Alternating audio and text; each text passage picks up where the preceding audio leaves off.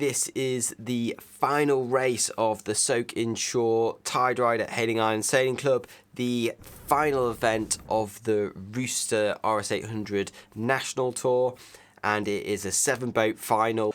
If you're in it, you can win it. Format simple, sprint racing, windward leeward, but with 2 gates to go through on the leeward downwind to keep the fleet all close. Let's get to the action on the start.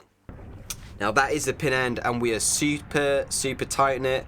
Louis and Lucy aren't making it. They have to tack on to port. We just scrape round the pin, flick the tiller extension. You can hit the marks though, so that's all good. But we're super stalled up after trying to get around that mark. And this is Alex and Steph absolutely hammering us, punishing us for that tight lay on the pin. They roll straight over the top in turbo rapid mode. They had only just qualified for the final by 1 point as well, but they smashed the start, and they are heading out to this left-hand side of the course, which is favoured, and they're going there at warp speed. We can't live in that lane. We're toast there, so we're tacking out, ducking Pete and Chris, who are in the mix as well in this final. And now it is us, Guy and myself, heading out to the unfavoured side of the course. Round the mark in fourth, Ben and Dickon, who had been leading, absolutely smashing the event up and now, got stuck on the pin end and capsized. They were out of it. It was really just between these 4 boats for the final.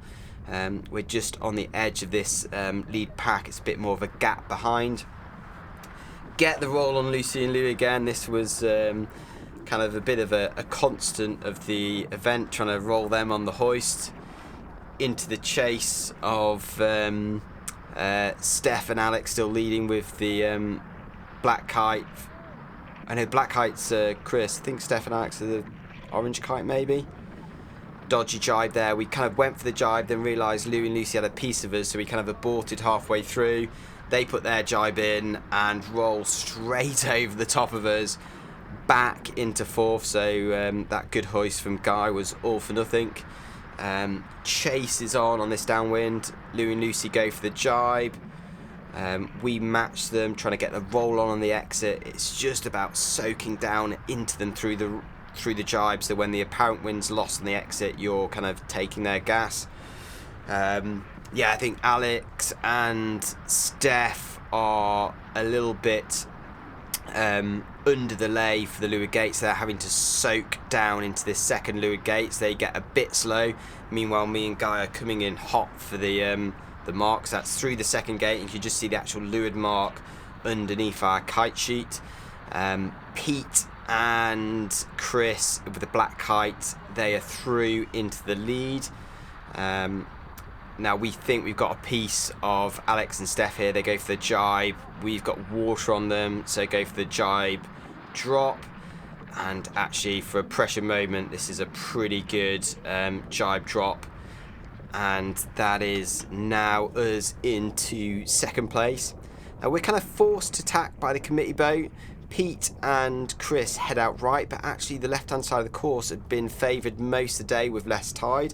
So it's the leaders going out right, minimising the manoeuvres. But we actually round quite comfortably ahead. I think Louis and Lucy get through as well. And actually going left up that beat, kind of forced attack by a committee boat. So was it strategy, was it luck? Whichever way, we made a bit of a gain.